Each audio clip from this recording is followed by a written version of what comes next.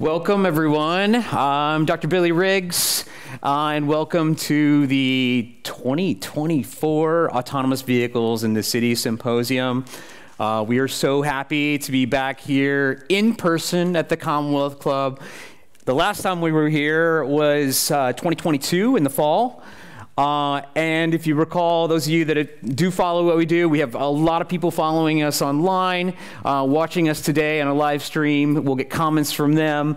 And we're going to see probably some other people rolling in. I think we've got about 150 people signed up for today in person.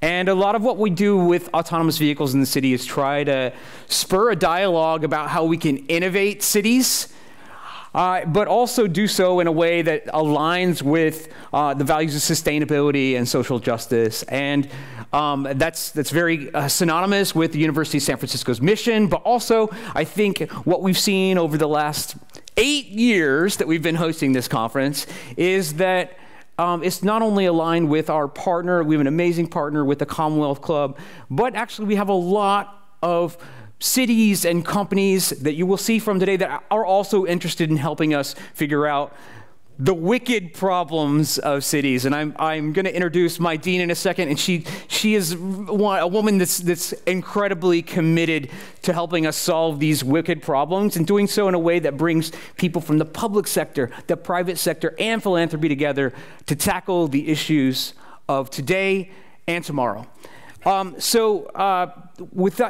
Without further ado, I want to introduce our day, and then I'm going to introduce Dean Atko Ehremjans, who's going to provide a little introduction of our opening keynote speaker. But let me just give you a flavor for what we're going to have today. We're going to have a day that was designed to have you interact with each other. We've got a generous break in the center of our day around 2 o'clock where I'm going to hand the reins over to Dr. Henriette Cornet, who's helping me lead this effort this year, and I really am grateful for her effort. And she's going to take us through a really interesting presentation that brings in a lot of international perspectives, and then through a series of panels in the afternoon that question what is the future of public transit and automation? And then we'll close out. We have an amazing fireside chat planned with Ron Daniel from Zoox. And so I think it's a great outlay. But before we do that, we're going to have kind of a really granular discussion about curbs, about curb management, about the future of how we manage our roadways. And given that I get to wear a hat from the School of Management, a hat from public administration, but also one from engineering in my role at University of San Francisco, I think it's a really important dialogue that we're going to see continue to evolve over the coming years. So, a couple housekeeping measures. For those of you not online and here in person, restrooms are in the back. We will take a break and we'll have coffee available during that break. Also, you have comment cards. And so while this is a very digitally enabled event, we encourage you to write down any questions you might have. I'll be here on the right-hand side of the stage during our panels, as will Dr. Cornet, and we will be able to enter those into the discussion for our panelists and for our fireside chat. So without further ado, Dr. Atko Ehremjans. Welcome to the 8th Annual Autonomous Vehicles in the City Symposium. This is an important event as it aligns public and private interests alongside the commitment to sustainability and social action at the core of USF mission. On that note, I'm thrilled to introduce Sharon Giovinazzo. Sharon has served as the CEO of Lighthouse for the Blind and Visually Impaired in San Francisco since October 2022. She has more than 2 decades of leadership advocating for and serving the blind and low vision community. As president and CEO of the World Services for the Blind, and in various roles for the Raleigh Lines Clinic for the Blind. During her time at National Industries for the Blind, Sharon led the cultivation and understanding within Congress, federal agencies, and other organizations of the Ability One program, which leverages federal purchasing power to support community-based nonprofit agencies, Lighthouse in San Francisco included. And these agencies that are dedicated to training and employing individuals who are blind or have significant disabilities. She is passionate about the transformative potential of autonomous vehicle technology, and we thought her perspective would provide a perfect guide as we explore how AVs are changing the landscape of our cities. Please give a warm welcome to Sharon Giovinazzo. Good afternoon, everybody. So I'm going to start off with a little story. After losing my vision 24 years ago at the age of 31, I felt like life was over. One of the hardest things was giving up driving and the independence that it afforded me. Since then, I've encountered many instances where I've been left stranded at the curbside by ride-share drivers and taxi drivers because I choose to navigate the world with a guide dog. And isn't he cute? In fact, at the Orlando airport on Sunday, an employee and I was grabbing a taxi to go to our hotel, and the taxi driver stated, "You can't bring that dog with you." And at 11:30 on Wednesday night at the Oakland airport, 4 Lyft drivers canceled on me. That was just this week. This becomes exhausting, and it's so discouraging. There's been occasions when drivers have literally callously driven off with the door open and 1 foot inside of it because they're like, "You're not going to bring the dog with you." These incidents have been entirely absent when I've used an autonomous vehicle. The vehicles provide me a level of dignity and equity that I so appreciate. The AV simply approaches, it pulls up to the curb, I open the door, and it greets me. "Hello, Sharon." I don't have to be concerned about discrimination, and I don't have to be anxious about the human interaction, making it a dangerous or difficult situation. Plus, I love the ability that I can customize my music selections. Everything from K-pop to hip-hop to country, you name it. It really underscores the true autonomy and convenience provided by this technology. Traversing the city streets of San Francisco in an AV has been an amazing experience for me over the last 19 months. From navigating the various challenges of the urban terrain to encountering pedestrians, each journey has provided invaluable insights to the capabilities of this technology.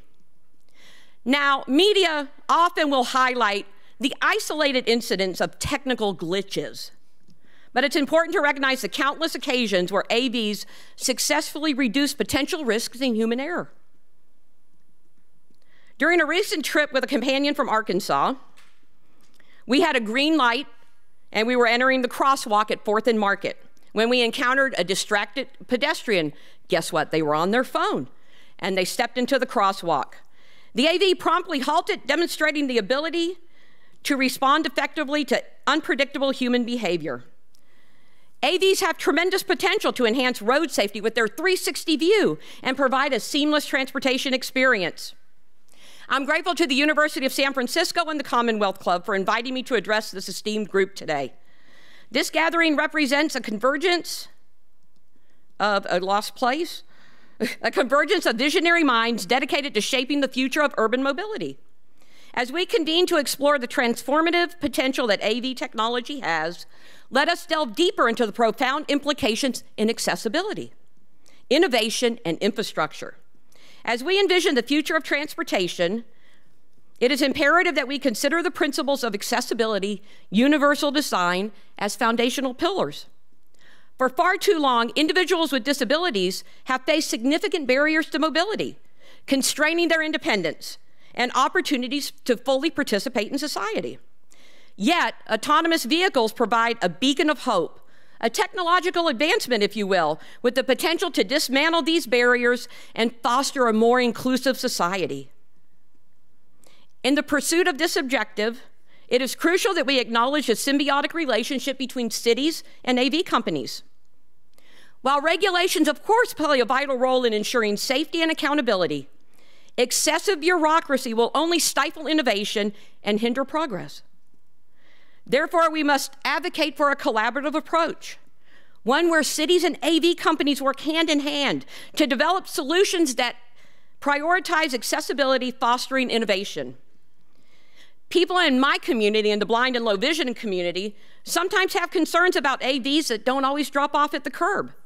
But it's important to note that traditional rideshare and taxi services, they face similar challenges, and so do you if you go to drop off a loved one at the curb, because there's limited availability of pull-offs or dedicated curb access for quick stops. However, one notable advantage of AVs is their integrated functionality when you open your phone. It provides the users with comprehensive step-by-step walking instructions from their drop-off to where they're going, because their app is accessible. Is there room for improvement? Absolutely, especially through collaborative efforts between cities and AV developers to address parking enforcement and establish dedicated pickup and drop-off zones, therefore optimizing accessibility and convenience for everybody. By regulating curb access and designating pickup and drop-off zones, cities can enhance safety and convenience for both disabled and non-disabled individuals. All rideshare drivers, taxi drivers, and everybody, just drivers in general. By ensuring equity for disabled passengers through subsidies and targeted services, city governments can greatly reduce the transportation disparities that have long plagued our society. As we embark on this journey toward a more inclusive future, it is essential that we do not lose sight of the broader consequence of these efforts. The aftermath of the global pandemic has underscored the critical importance of accessible transportation, particularly for marginalized communities. As transit agencies grapple with budgetary constraints and service cutbacks, we just heard it on the news today about BART, the need for more innovative solutions have never been more apparent. For individuals with disabilities, seniors, and marginalized communities, AVs represent more than just a means of getting from point A to point B. They embody the promise of freedom and independence. According to the U.S. Census Bureau, approximately 20% of Americans aged 18 and over do not have a driver's license. Individuals with disabilities face significant challenges when accessing public transportation. And this only adds to issues of isolation, limited mobility, and high unemployment rates.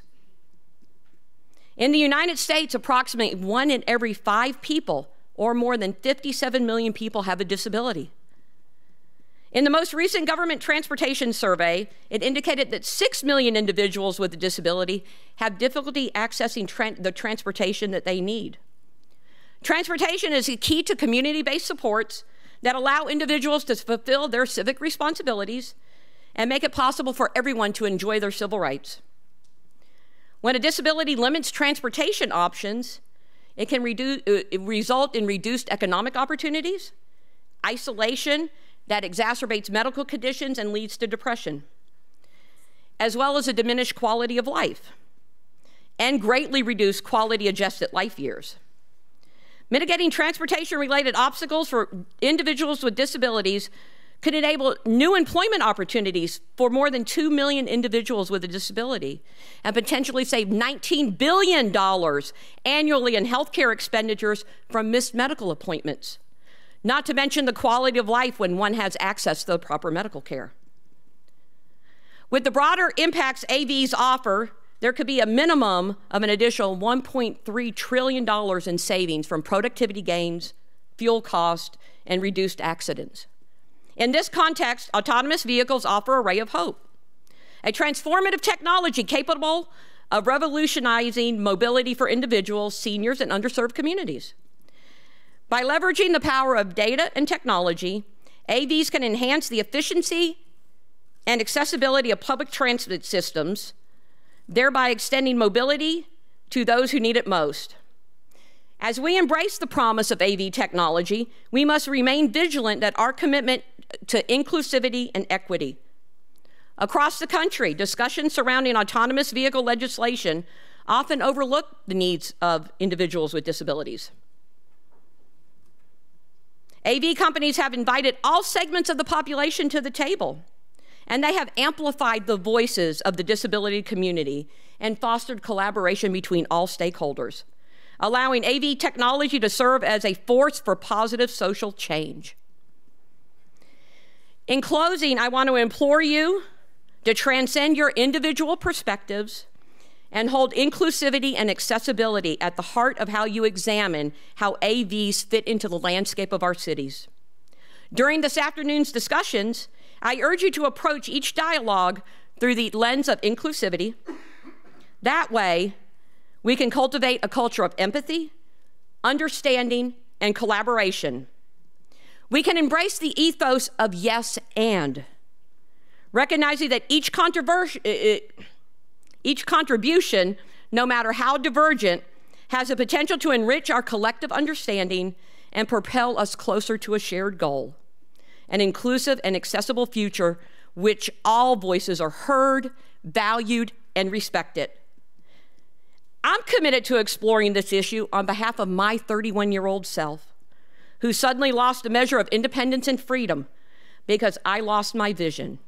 On her behalf, I'm here to consider the way so many underserved communities can experience the freedom to move about this beautiful city and so many other beautiful cities safely and with convenience. At 31, I could not imagine how this technology could enhance my life. 24 years later, I cannot imagine my life without it. Thank you. I'm going to turn it back over to Dr. Billy Riggs. Come on, let's go. I think my dog wants to talk. Oh my gosh, it was phenomenal. Thank you.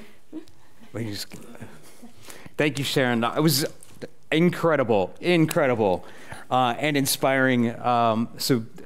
Sharon, stick around. I'm sure there's going to be a lot of people in the audience who want to talk to you later. Those of you in the back, if you want to find a seats, it says reserved up front, but they're for you.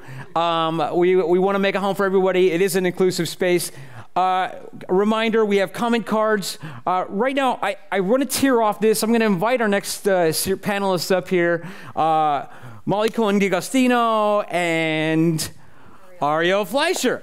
And I really want to, I think that was a really good place to start. We had a number of conversations last fall with May Mobility, with Ann Foss from City of Arlington, and I think a lot of the issues that we talked about there were embedded in Sharon's talk, but we're going to get granular now and talk about some of what she described with regard to how we manage streets and curbs. And so when we talked before, we thought it would be good to start off with some hot takes because we've been thinking about this spicy new technology. So maybe, Molly, we could just start off with some hot takes, and you could give us your hot take. Okay, so we were initially thinking of this as myths, but we wanted it to be hot takes so we could keep it positive. Excuse me. Sorry. I'll introduce myself. What a horrible host I am. No. Maybe you all could just tell each other who you are. Okay, sure. So, hi, I'm Molly D'Agostino. I have a public policy background, and now I lead a new center at UC Davis called the Mobility Science Automation and Inclusion Center. I also facilitate public policy outreach and engagement for our state-funded research portfolio, where I focus on emerging tech, public transit, and shared mobility. So I'll just pause there and let you introduce, and then maybe we'll come back to our hot takes. Good afternoon, everyone. My name is Ariel. I serve as Waymo's Policy Development and Research Manager. So Waymo, which I'm assuming everyone is familiar with, is an autonomous vehicle technology company. We're operating here in San Francisco, as well as LA, Phoenix, and Austin. In my role at Waymo, I help Waymo develop policy positions on the issues that matter to key stakeholders, so whether that's transit integration or equity, data sharing, curb access, all of those things are in my portfolio as part of our city policy team. I'm very excited to be here today for this conversation.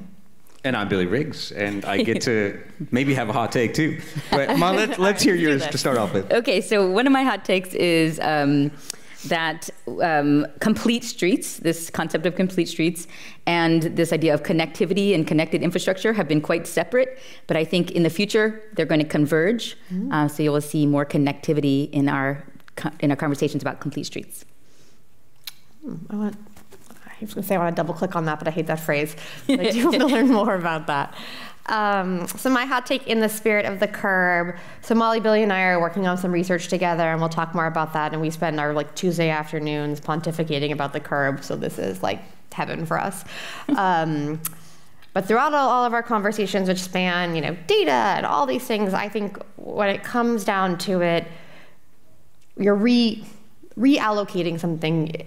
This is not a data conversation. This is really a conversation in many ways about political will, and just how, if we want to reimagine our streets, what that is really going to take is the political challenge of doing that. Is it really needs to be at the forefront of these conversations around reimagining and reallocating street space. Mm-hmm. Yeah, well, I think my hot take is likely that roadways need management. And, you know, we like to think we do a great job of maximizing the highest and best use of every little piece of real estate that is our road and our curb. But we don't do a great job. And what we've seen, and what I've seen over my career, and I remember like 20 years ago, I was doing a real-time data project here in San Francisco, and that you don't need real-time data to do a lot of this stuff. You know, and you can effectively manage your roadways and your curbs and use static data. So I think that's where I'll start, is like this idea that more data sometimes isn't actually the best thing for civic management. But yeah, it's a little hot. That is a hot take. Who's going to spicy out spicy? Yeah. So to add some spice to that, I think that there's absolutely a role for static data and historic data, and I think we don't have enough of that to make informed decisions about our roadway. That being said, I think there's probably also a role for some dynamic and real-time data, but we have to be very mindful of the privacy, limitations of that data sharing. So I think we are really going to evolve our discussion so we can really find this, this ideal balance between the need for data and this and all of our genuine concerns around privacy. But I'll turn back to this idea of should we continue on? Yeah. Well, let's kind of scratch the surface of Ariel's a little bit, in just terms of, both of you kind of allude to this idea of infrastructure adaptation, but also it's how necessarily our current infrastructure, it's not that complicated to be able to kind of to use what we have, but how do we use what we have and evolve it for the future? Mm-hmm. Yeah, I think there is definitely a lot there, and building off Molly's point around the role of static data and the role of thinking dynamically about our curb space. So, at a fundamental level, a curb is it's higher concrete, right, when we really think about it, and it's in doing that, in building up the concrete, it's signaling something to us. It's saying this now has a different use in our cities.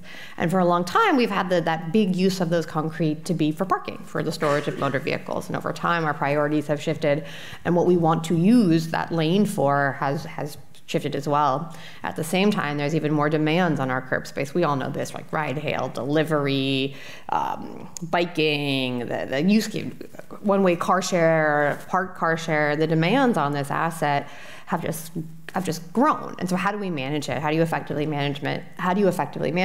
And there's a growing body around, we have to curb the chaos, right? We have to take this thing, we have to tame it. And sometimes I think of these bucolic cities where this curb is like this, fanciful and perfect asset in our cities. And to some extent, I think that might be just an impossibility. Do we have to accept some level of chaos on a curb? And that's why we live in cities. Cities are dynamic. They're not they're bucolic in their own way, but they're dynamic. And so our curb is always going to be this chaotic space. But the idea is, how much chaos can we accept at the curb, and what are we trading off? And when we're not, minimizing that chaos. And again, what does success look like? What does our tamed curb look like? I don't think we're gonna have a chaos-free curb. We're never gonna have a chaos-free city. But what does that tamed curb look like? And what is the role of AVs in figuring that out? What is the role of static data? What is the role of dynamic data? And helping us just really achieve a more useful space for many different modes. Well, I think we could also say, and I'd be interested, Molly, in your take on this too, that are all curbs fully utilized? And the most chaotic locations in cities usually are the ones with the highest commercial density. But that doesn't mean that there aren't locations blocks away that aren't as chaotic. And so is there kind of a needle you can thread where where maybe there's this future where our idea of how we incentivize a pickup and drop off transaction is not just right in front of a high density, high utilized location. Interesting, yeah. Well, I'm really interested in like trying to understand the data tools that exist now, right? We know that data brokers like INRIX or others have brought some really interesting data to the table to sort of demonstrate the usage patterns of our curbs that can inform city planners and cities as they think about ways to build dynamic curbs. Where should these dynamic curbs be, right? Like you're pointing out, not every curb needs to be dynamic. Some have somewhat fixed uses, and maybe they change it from time of day, but they're not going to change so much dynamically during the day. And there's really there's no future in which you could imagine that there'd be a need for that. But yeah, there are other places where the curbs are, very sought after. And I think that, and of course that varies so much between a city environment and a more suburban environment and a rural environment in which you have much different demands for curbs and much different interest in this topic at the very start.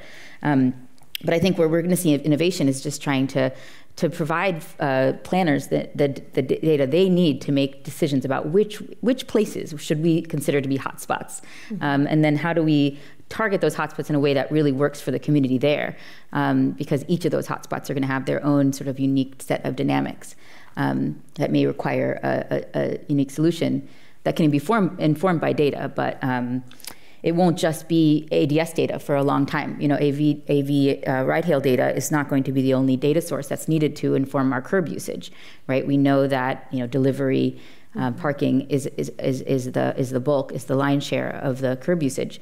So I think this is really so to bring AVs into the mix is really about understanding that there will be a need for touchless systems, that don't require to initiate a specific, if you're going to have a system in which you have micropayments, right, you'd have to have a system that would enable a vehicle to do that without having to, use a specific app.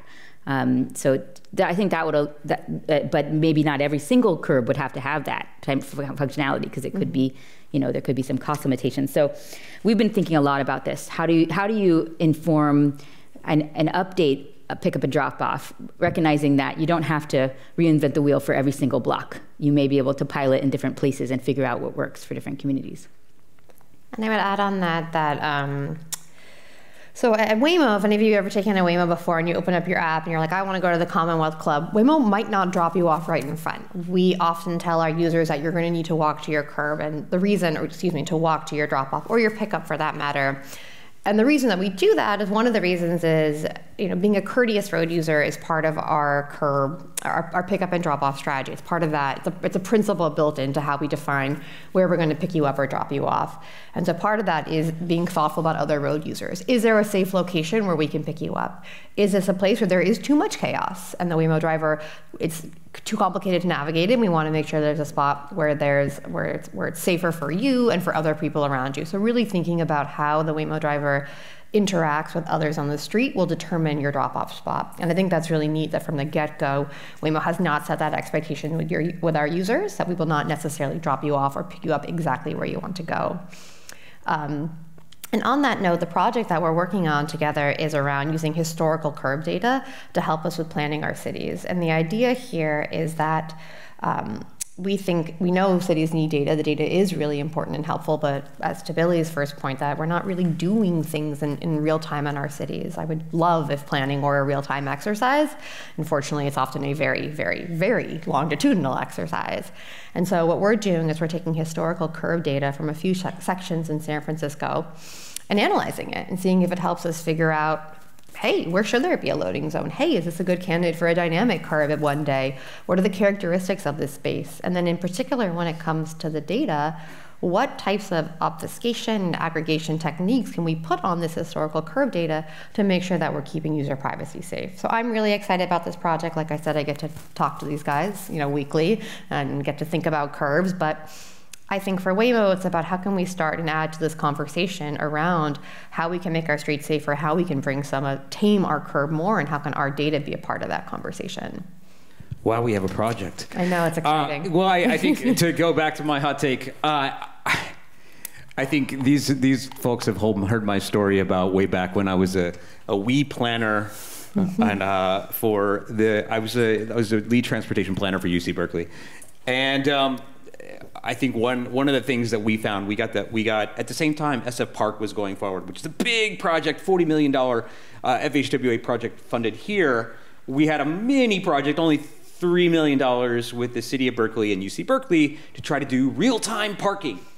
And what we found, and this is why I think everybody seems to have forgotten these lessons, because we found both in San Francisco and in Berkeley that we weren't doing real-time pricing. We weren't doing real-time, when you were driving across the Bay Bridge to come from San Francisco, no customer wanted the price of their parking space to change before they got to the parking space. And also, we had a pretty good indication in terms of what was happening, just looking at monthly snapshots in terms of parking availability, both in Berkeley and in San Francisco, that we could make sophisticated pricing decisions to free up spaces on street for businesses that want transactions, and also encourage people to use off-street structured parking. Of course, how does that relate to automated vehicles? Well, to a certain degree, it's kind of challenging this idea that we need to have a real-time exchange of information at the curb. I don't actually know that that's the case, and that's the thing. That's why my hot take is unless you're doing dynamic policy, dynamic data doesn't really matter, because you can make really good policy off of obfuscated, data that we actually figure out how do we protect people's privacy, protect proprietary interests, but also make sure that we serve the public good with that data. That's why my hot take really has to do this rewind this idea that you always need dynamic information. Am I annoying you with this Molly? Because you had a little pushback on me on this a little bit. Team dynamic. Yeah, well, we disagree a little bit on this, but I do understand that a lot of data can be a lot of information can be gleaned from historic data, absolutely.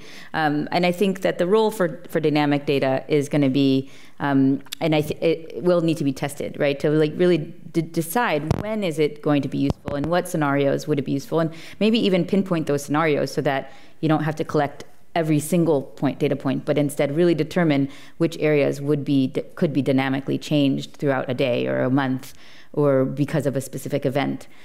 And if there was those events or those locations, could you tailor a dynamic system that could target those areas rather than collecting information on just absolutely everywhere? Maybe that's the solution, and it can also avoid some of the privacy concerns.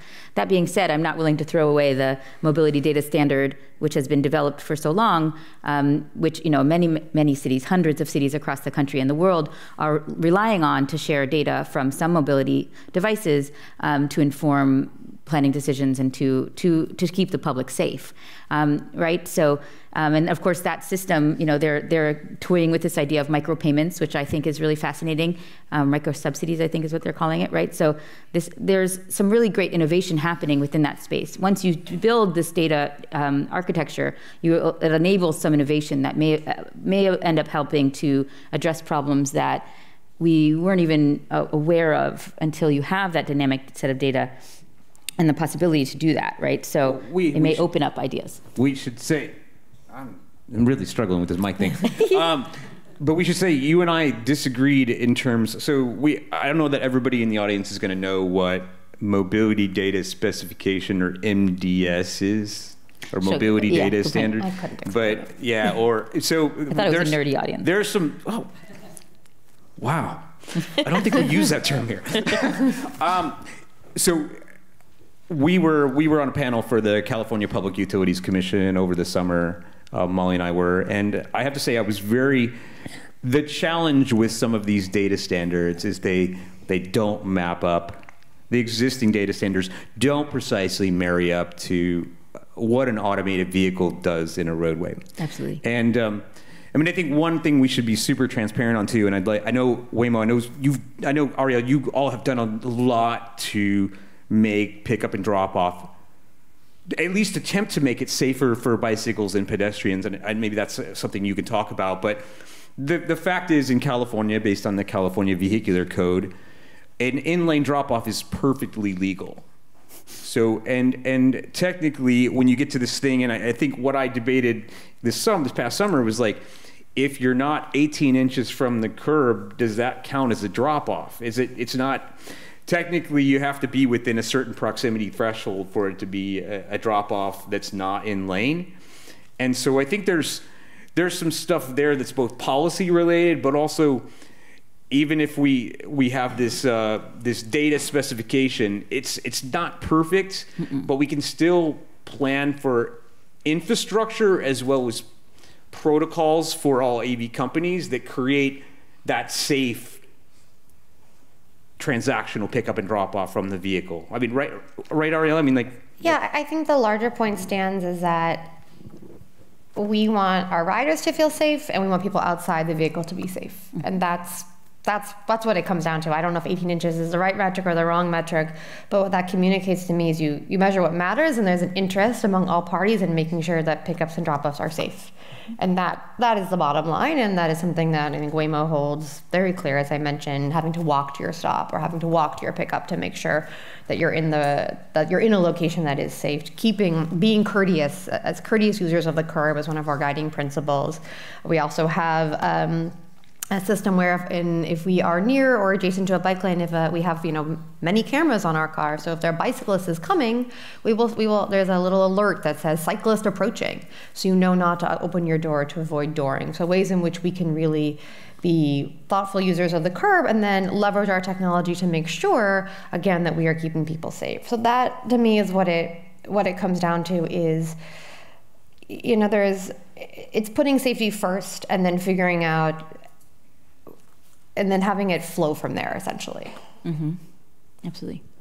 So if anybody, I haven't gotten any cards, but if there are questions within the audience, feel free to write them. I want to ask a couple more questions of my panelists as well, just in terms of what you see from particularly if our goal is also to reduce VMT. And I think a lot of people in the room, and including, I think many of our companies, and I think we should say, like, fleet operators like Waymo don't want to operate to have empty miles on the road that are non-revenue miles. I'm just guessing. But, how do we actually manage roads and curbs to actually reduce VMT? So the way I think about it is from many different angles.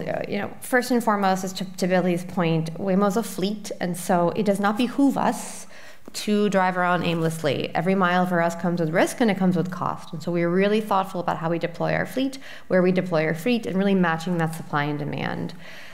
At the same time, and I think it's really important to talk about is, my colleague Adam puts it that shared mobility is a team sport. Waymo is not going to turn your city into a traffic sewer. It doesn't help us if our cars are stuck in traffic. We are no longer an attractive option.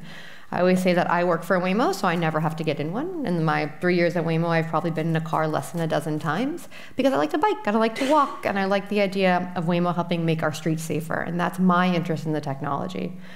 Which comes down to, I think, that Waymo is going to celebrate bike lanes in cities, is going to celebrate transit-only lanes, that all these modes really fit together to give people freedom of mobility in a city. So it's not a matter of take Waymo everywhere you need to go. It's a matter of take Waymo when you need it, bike when you can, take transit when it's the right option for you, and thinking about all of these as an ecosystem. And then how do you design your city so that all of these modes really are, so you're elevating the modes that you want people to take. In other words, that you're elevating your transit, you're elevating biking, and to some extent, I think a shared, accessible, safe mode like Waymo also is part of that equation. Mm-hmm. Absolutely. Couldn't agree more. I think the future in which we see the success of automation, I think, is, would be a shared mobility future. I think there's no success in an automated future that is personally owned and single occupant. We can all agree that would result in chaos and and really a lot of concerns. And so, how do we build that future? I think it's about adding choice, right? So that means adding choices that are that are accessible to everyone, right? And meeting people's needs. If it's bike share, if it's scooter share, if it's an automated vehicle, if it's a driven vehicle, right? Having that suite of options that at different price points that are accessible to people, right? Making sure that we're targeting subsidies where it's necessary, so that you're really making sure that people could meet their needs with this suite of mobility options. And we're working, UC Davis is evaluator on the LA Mobility Wallet, which is a basket of, basically it's providing people in the Southeast Los Angeles neighborhood with options to, besides, in addition to transit, so they can certainly use their mobility wallet to buy a transit pass. They can also use it to buy a Lyft or Uber, to buy a bike. They can actually go into a bike shop and buy a bike with their monthly allocation. And that's the kind of out-of-the-box thinking that we need in terms of trying to build accessible communities that work for people, right? It's not just, I'm a huge transit advocate, but in not every place is transit alone the right solution. So we need to build, a path towards finding the right suite of goods that will enable car shedding,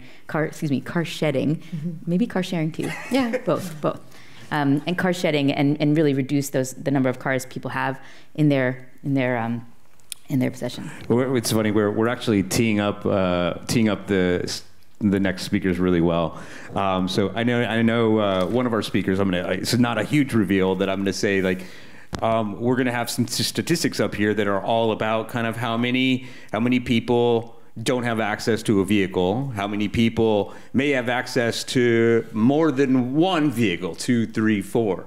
And that clearly varies across many markets, but just because we know someone has access to a vehicle doesn't mean we can't get them to leave that vehicle at home or parked in their garage, or we can get them to shed a vehicle, to give up a vehicle, although that's difficult once you have the asset to give it up. But if you're not using it, if you're using a shared service, then it's that's an expense for you on a monthly basis. But when we think about it, we think about the number of people that don't have access to a vehicle. And then we look at, are all of them, do we know that all of them are well served by public transportation? And does public transportation have an opportunity now to think about these new modes for serving more people that are not served by vehicles? And I think that's really fascinating. I think hopefully we scratch the surface on that after our break. So we did have one question. Did you have anything No, I else just really like that phrase of adding choice. I'm just putting that away in my brain. Adding choice. Adding choice. I think that's a nice way of thinking about it. The status quo is also a choice, and so we were adding and we were changing the status quo by adding more choices to help people get where they need to go. And that's literally, everybody in the audience knows we a couple years ago did this project with Cruise with early rider data, and we found exactly that. When transit was at its, when it's at its least frequency in terms of service, what you did was you added this mode of transportation to the transportation choice set. And everybody didn't take it. We still had students that would, ride their bike without a light in the middle of the night when they were slightly inebriated. But I don't want to, and they shouldn't have been doing that probably. That's a ticketable offense. But the point is the Cruise vehicles at that time were providing a great service to our students that was an additional option for them, particularly in the off-peak hours when transit was less accessible. So, it aligns exactly what everyone said. So our question here is actually very detailed in terms of, so what is the abutting of curb information with PII, and what are some examples of issues that might be risks to companies or consumers with sharing data at the curb in terms of their drop-off? Ariel, you're not an attorney, so if you just want to take a pass at this, because I don't know California PII, but I felt for a long time that sharing of rideshare data does kind of run afoul, particularly of GDPR, and so it just feels like it's an inherent risk. Yeah, me not privacy attorney, but I think generally there's a sense of not being able to understand or track trips or your behavior patterns, people going from A to B, and being able to tie that together with your broader movement in the city. So that's a big piece of the concern is, again, that idea of being able to to take someone's whole trip, knowing where they're going, when they're going, how often they're going. And so the more that you can obfuscate up from that is the idea. And what we're doing with our project, for example, is delinking your origin and your destination. So if the folks don't know you went from A to B, it's just A and it's just B. And then again, seeing how many layers up that we can get in obfuscation and still be able to successfully use that data to help plan our curb.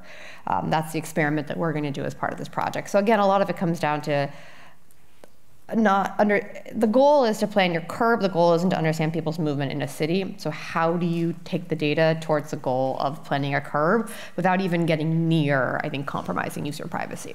Yeah, and I'll just add to that by saying, oh, looks like there's a lot more questions. Okay, well, I'll just be brief. It's all right, I'm spacing out, just go ahead. Okay, okay, so I'll just add to that by saying that, of course we know that de-anonymization is possible with trace mobility data, right, with point-to-point data.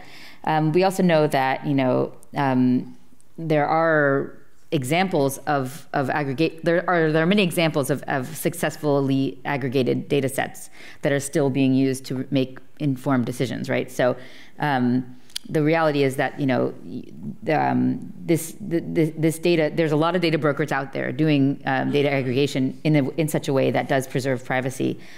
So we can really learn a lot from the existing data collection practices. I think also I'll just say that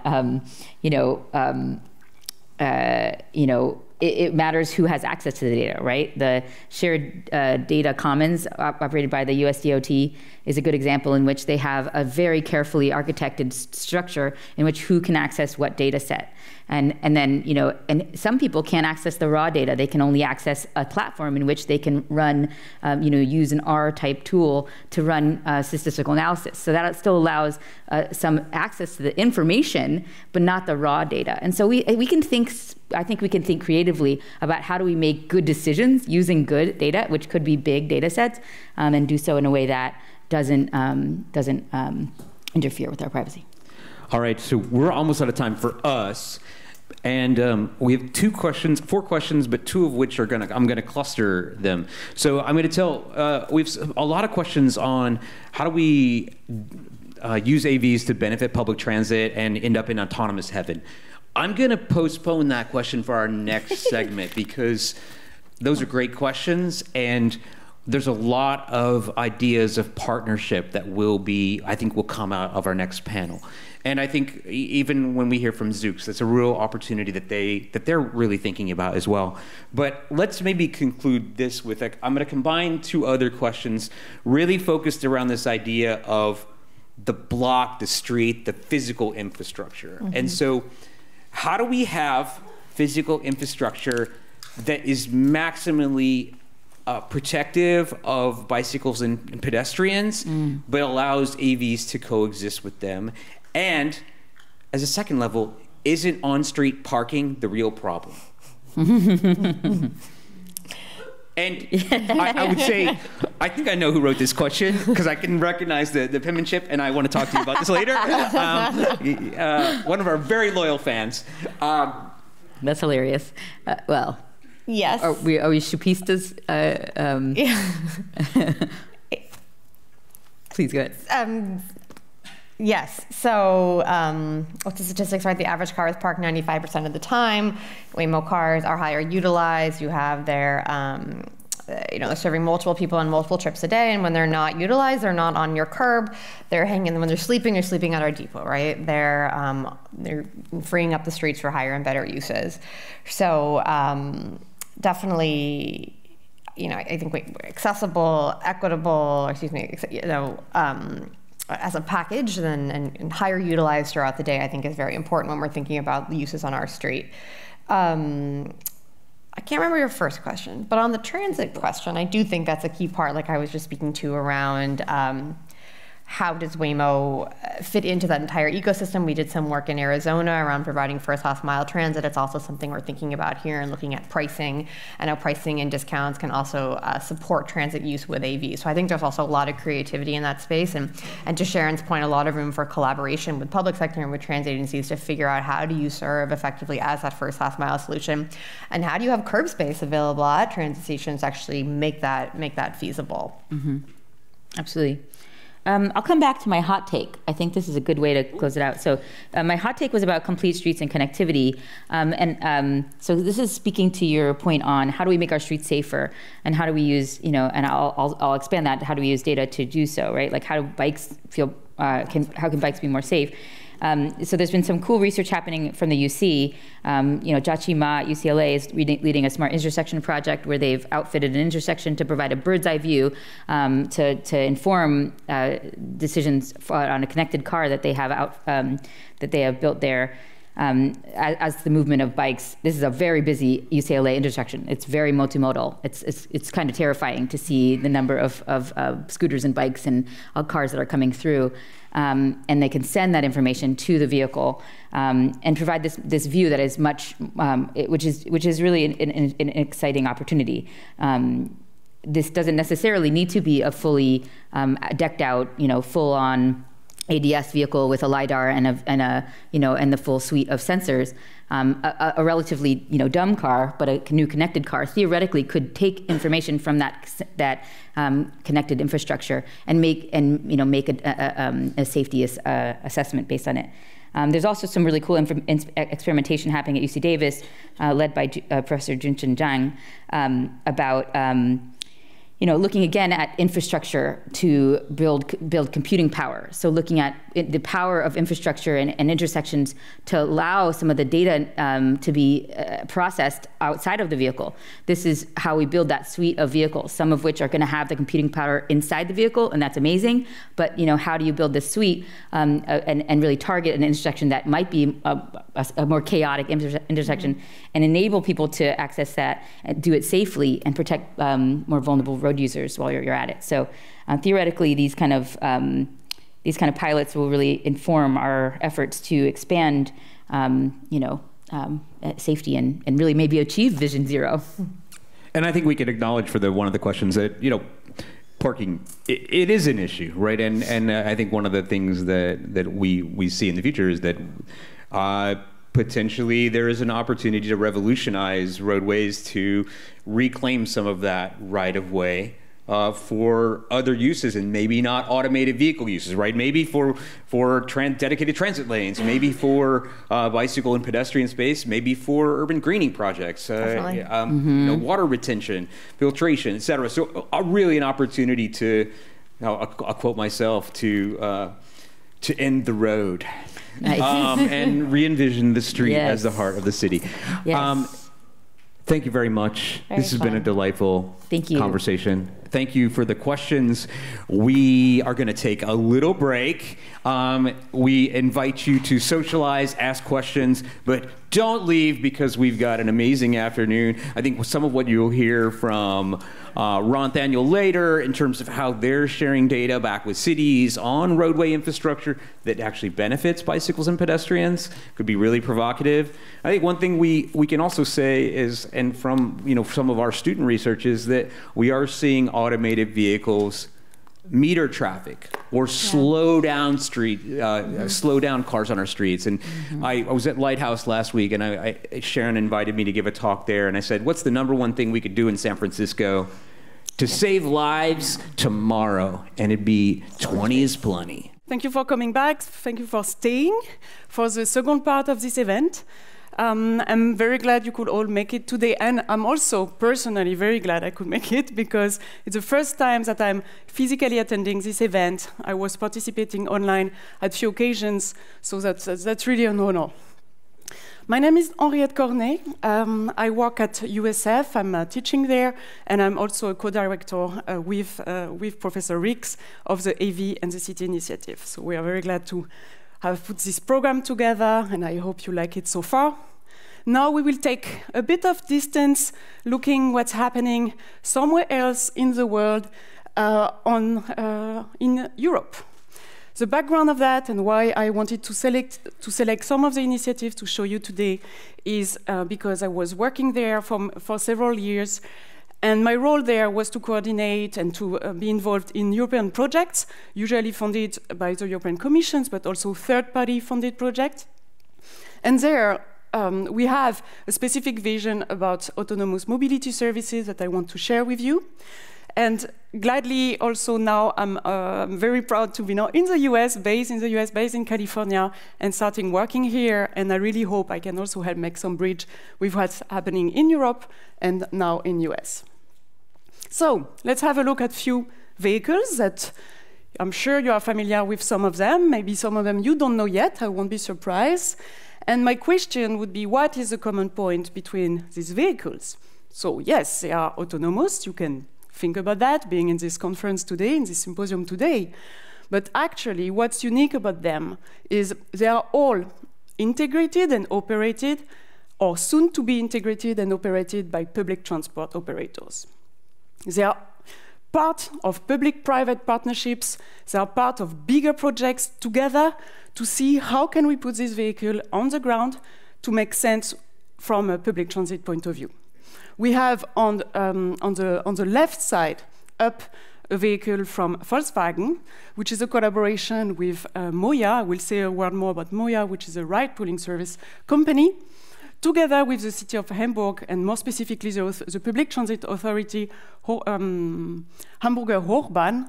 They are working together with the amazing, completely kind of crazy goals of putting 10,000 AVs on the streets of Hamburg in 2030.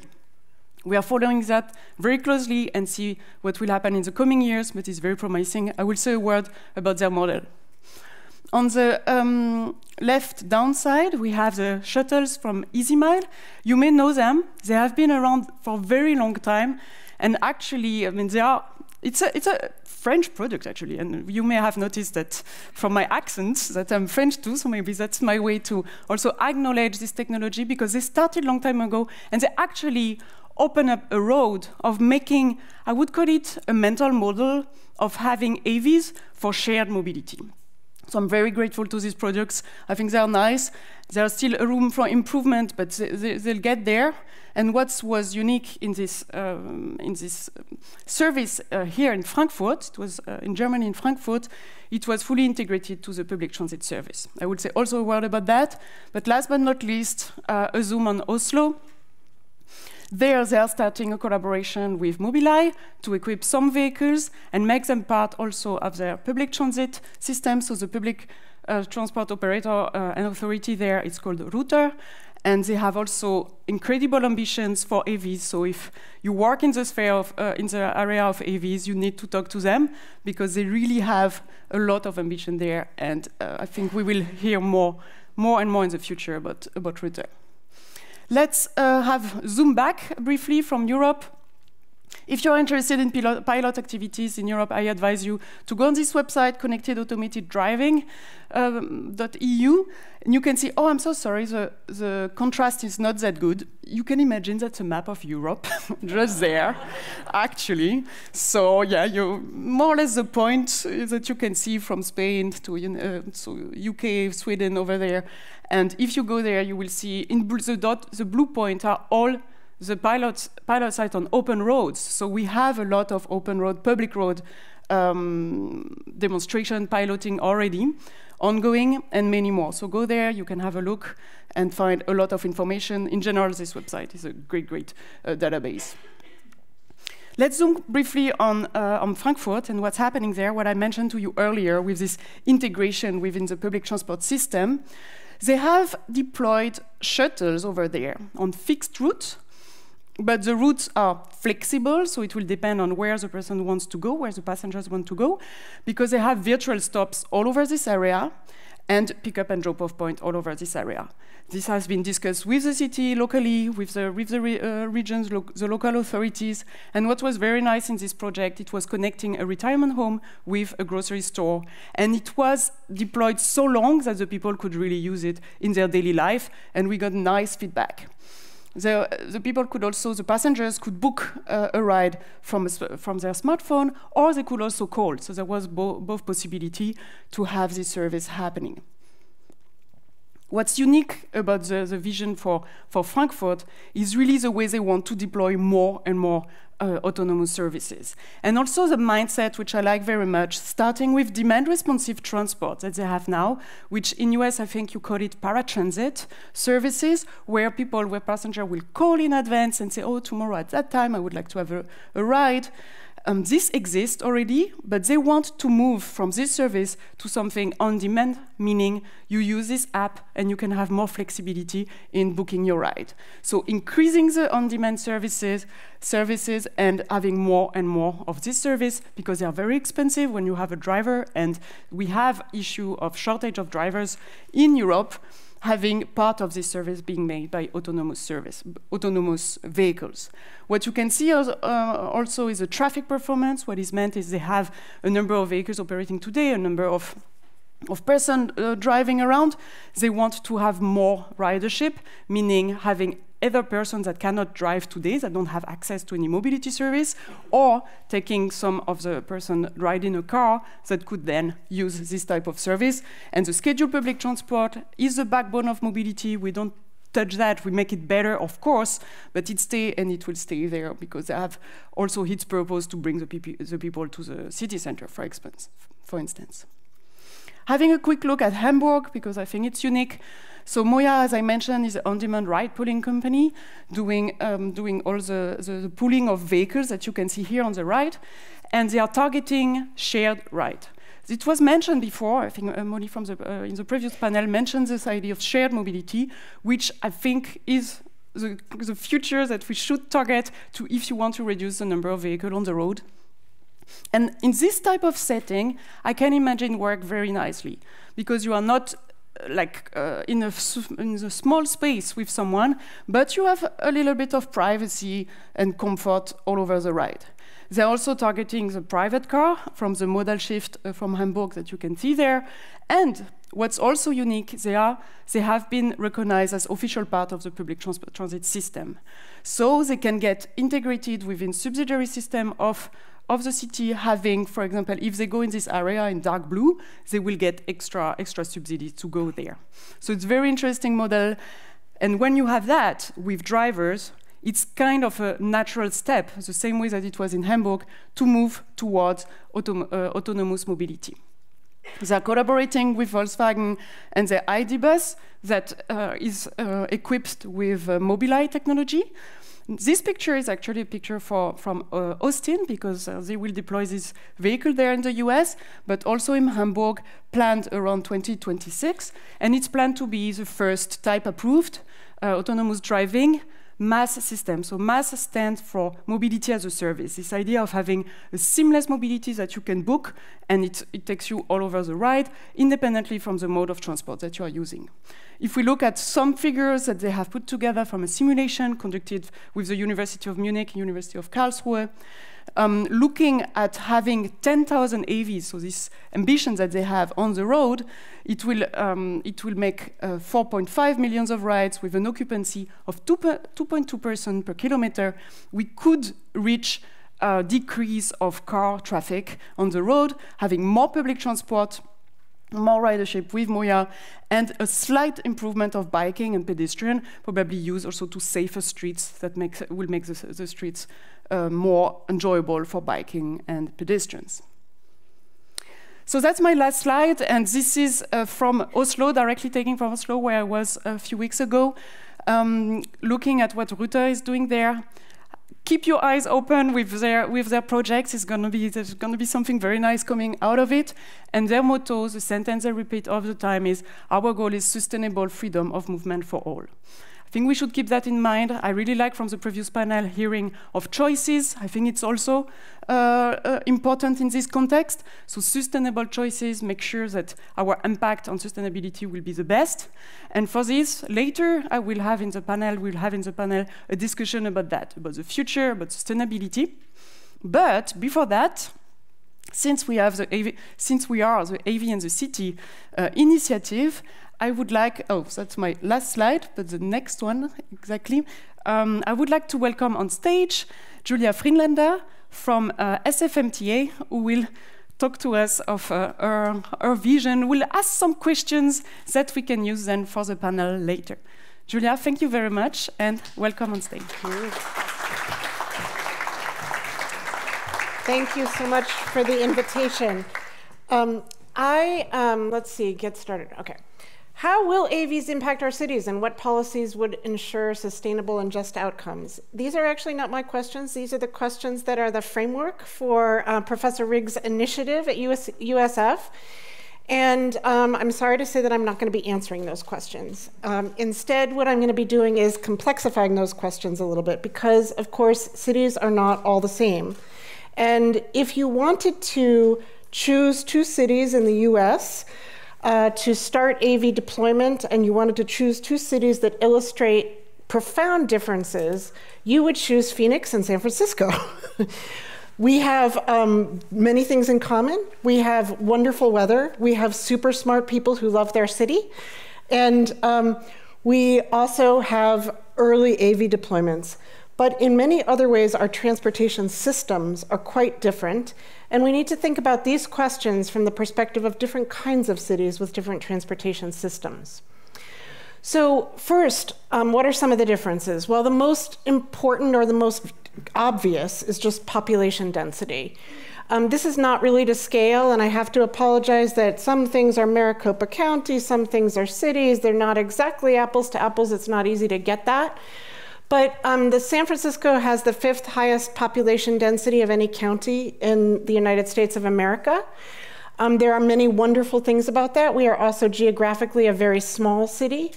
Phoenix couldn't be more different. I'm not sure where it ranks on county population density, but it's too low to get there very easily with a Google search.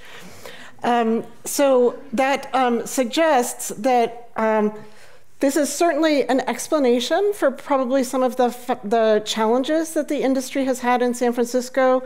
The Phoenix road system is probably much more, is an easier place to test out automation. And it also has some other implications about what the benefits of driving automation may be, and also some of the things for us to worry about. So, how will differences in household motor vehicle availability affect the use and impacts of AVs in cities? I'm just going to put a few questions out there. Unbelievable differences, and Professor Riggs mentioned this earlier. 25% of the households in San Francisco do not have a motor vehicle available. Now, this comes from the American Community Survey, and I have to say I don't love the question because it makes it sound as if the norm and the necessity is to have a motor vehicle available. And that is maybe not the case, and if 25% of people in San Francisco don't have access to a motor vehicle, for some of them that's because they can't afford it. For some of them, it's because there's nobody in the household who has the ability to drive or the inclination to drive. But in many cases, I think that what we would see if we ask the question of why, it's because many people live in San Francisco precisely because the transportation system enables them to get where they want to go without having a motor vehicle. If you look at that 25%, almost as many households in Phoenix have 3 or 4 vehicles, as in San Francisco have no vehicles available. So these obviously have implications for how the unbelievably magical machines that we have seen on our streets may affect our city. So the crash fatality rate in San Francisco is a crisis for us in San Francisco, and it looks good when compared to Maricopa County. The Maricopa County crash fatality rate is 3 times the San Francisco rate on a per 100,000 resident basis. And we have a great deal of optimism that AV driving can and will improve the safety of our system, if for no other reason than because of its speed compliance. There are many, many drivers in San Francisco who do honor the speed limit, but AVs have demonstrated, as far as we can tell, a high level of speed compliance. And that is a great fact because speed is the biggest killer on our streets. So, next question. How will differences in our transportation infrastructure investments affect the impacts of AVs on cities? There are significant differences, and one of the things that makes it possible to see this, if you're a cyclist in San Francisco, you may be frustrated that only 3% of our street network gives you the opportunity to ride a bike in a protected bike lane. But that looks enormous when you compare it to the Phoenix streets, where only 1.1% of the street network has protected bike lanes. This is something that the city has been, the cyclists in San Francisco and the SFMTA have been trying to increase for years. Literally decades of work has gone into this kind of investment in creating safe space for cyclists. And it is one of those things that we are on the one hand, like I think many cyclists trust riding around AVs more than they do riding around human drivers, and others feel differently. And that is a matter of perhaps cyclist experience, but this infrastructure investment that has been made in San Francisco is a key issue. Next, how will differences in transit infrastructure and ridership affect differences in AV impacts? Once again, very, very different. Both Phoenix and San Francisco started building their rail transit systems in the 19th century. In San Francisco, that was the 1873 creation of our cable car system. And just about 10 years later, Phoenix started their light rail system. And sadly, I believe that it was essentially abandoned shortly after World War II in around 1948. And it was replaced mostly with motor vehicles. In San Francisco, there have been many, many generations of continuous investment in both our rail transit infrastructure and in our bus transit infrastructure. And you can see that in the ridership, and you can understand the importance when you look at those streets and our population density of our transit first policy, which is a 50-year policy in San Francisco, that it reflects the fact that we need to move a lot of people on our very constrained streets as quickly and safely as possible. So I put these questions on the table because there's a lot of talk about how AVs can support transit. Certainly one of those ways is by providing service in periods where our transit service is lightest, and the evenings are one of those times. We hope that we will see opportunities for AVs to be delivering people to our transit system when it is rich and robust, which is in many, many hours of the day. And I'm going to stop here and just put these issues on the table for us to think about not cities as one thing, but cities as very, very different kinds of places where the existing transportation infrastructure is a key factor to think about. And I believe that brings me back there. Indeed. I'm going to leave this right here. Thank you.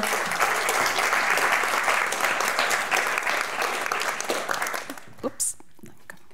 Thank you so much, Julia, for these questions. I think it will help our next session that we will have. And I really like the way you mentioned this. There is not only one city. We used to say also like no solution fits it all. And we will need to look at the various environments and riders and so on for sure. Okay, let's move on to our next panel, and I will be the moderator for this panel, very gladly. And I will call the various names on stage. I hope everybody is around. Yes. For now, I will sit here so that I can also gather questions. You still have some cards lying around that you can use for questions, and I will gather them over here. But without further ado, let me call on stage Tim Hale, Executive Director of Contra Costa Transportation Authority. Where is Tim? Here. Perfect.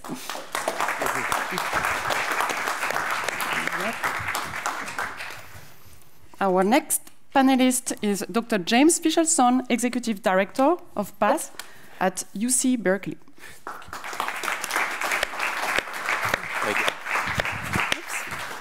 And last but not least, Dr. Sven Bijker, Managing Director at Silicon Valley Mobility and lecturer at Stanford University. Thanks. Okay, so welcome to all of you. Very happy that you could make it, and welcome on stage. So before we start, I'm sure with everything that you have heard, you will have some comments, you will want to come back on certain things.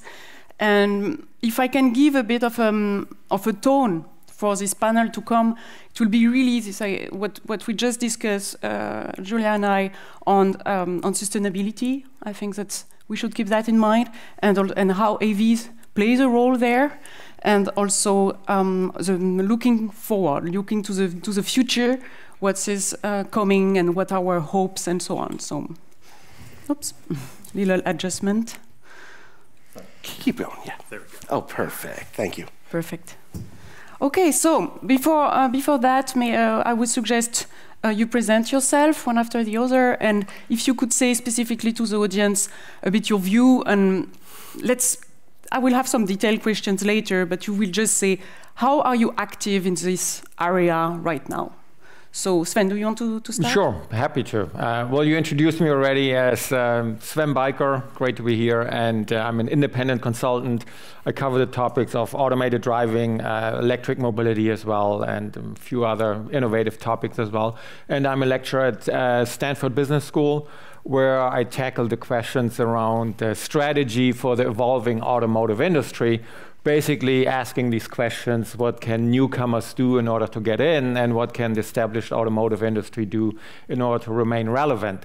So really what interests me is, on one hand, I'm an engineer. I'm really interested in technology and to develop innovative, desirable, safe, and so on products, but also how this industry shapes up. And that's basically where I'm finding me a lot today. Which is, on the one hand, I advise my clients on technology roadmaps, but more recently I've picked up some work actually on the regulatory side of things. So I actually end up on a UN level where all the regulation that is forthcoming, and you mentioned type approval in your presentation, how all of this is being harmonized across different countries and regions and everything, to make sure that especially automated vehicles, which is a group that I'm part of, will be safe and hopefully sustainable. Thank you. James? Hey everybody, I'm James Fischelson. I'm the Executive Director at California Path at UC Berkeley. We're a research center that was founded back in 1986 in partnership with Caltrans to really focus on advanced transportation technologies. And we've been doing this for almost 40 years, but honestly, our mandate hasn't changed that much. We really try to take this work from more of the pure academic setting and find ways that we can deploy it in the real world. And we're probably most famous, since I know Steve, hey, Steve is here, for doing a lot of automated vehicle work back in the 90s and 2000s.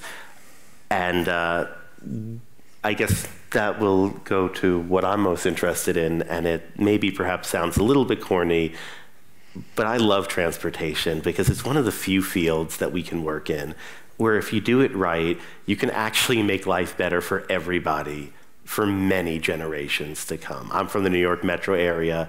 We still benefit from the subways that were dug over a century ago. Now, is it guaranteed that is going to happen? No, but I still have faith that automated vehicles can be that type of enabling technology, and that's why I'm here. Great. My name's Tim Hale. I'm the Executive Director of Contra Costa Transportation Authority. So if you don't know a little bit about CCTA, we're located in the East Bay, San Francisco Bay Area.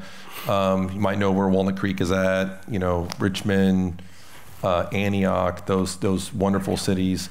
We are one of the self-help counties. We collect a half-cent sales tax in Contra Costa County, deliver about a $2.7 billion of programs and projects. But I think one of the unique things that I think we're known as an agency is we've been testing autonomous vehicles for 10 years now at Gomentum Station, and it's one of the largest secured autonomous vehicle test beds in the country. And what I think is really fascinating about Gomentum Station is that we have really created a public-private, partnership and ecosystem. And so we like to say that we kind of have a front row seat to the future, and we take a lot of what we see and what we learn at Gomentum Station, and we implement it in a lot of our projects. And so we were one of the first agencies in the state of California to test a purpose-built vehicle on public roads. We did that back in 2016, and we've been building upon that ever since. And so we are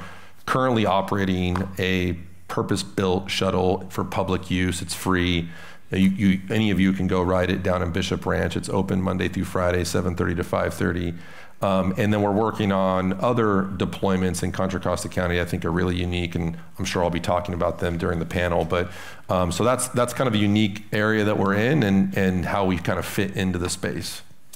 Great, thank you all. And what I really like of having you now on stage is the diversity of perspectives that we can get, having someone really from the authority perspective, the research, and then consultant on the tech side. I think it fits very well. And my first question, I think I will start with you, James. Yeah, sure. Being from the academia, my vision, because I was myself in academia many years, is like you are always seeing like up front what is coming, right? You are on the. I mean, we like to think so. I can't say we always do. So, what are the things now that are the most exciting for you? What you see? Let's say for now out there or in the near future. Let's not look too much in the future. We'll do that a bit later. Like the things now that when you read news about it, you're like, oh, that's kind of exciting. So I'd say that's a little bit of a harder question than I'd like, but a really good one. Because I think you almost have two sides of it. You have the tech side, and that's a lot of what we do in academia and industry. So like before this, I was at Ford, and it's been really impressive to me how quickly so many of the AV companies and the industry as a whole have been addressing certain problems. So I think it is easy at times to pick on some of the problems, and I know Julia, who was just speaking, deals with them at a very personal level with AVs operating in the cities. But I think it is fair to commend just how much better that they have gotten over time, just how many fewer incidents, how many fewer emergencies there are, but it is still far from settled. The other thing on the tech side, and this is when I think it's not honestly what I deal with academically, but in my mind, it has not been commented on enough just how far the traditional OEMs have come in offering L2 type services. If we were having this conversation a few years ago, we would be talking about Tesla's Autopilot, which everyone likes to make fun of. We don't need to go into that in too much detail, and maybe GM Super Cruise.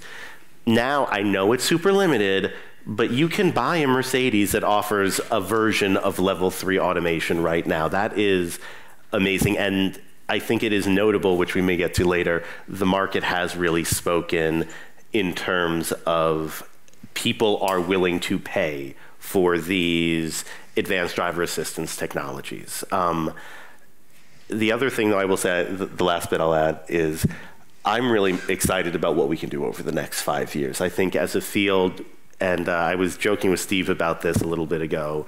I think, Steve, how long have you been working on automated vehicles? Since the 70s, is that fair to say? Yeah. So automated vehicles have been 5 years away for what, the last 30 or so now? And we all like to joke about that, but I think one of the problems is it's really easy to imagine the Jetsons type world, the future world where all the cars can talk to each other and are fully automated.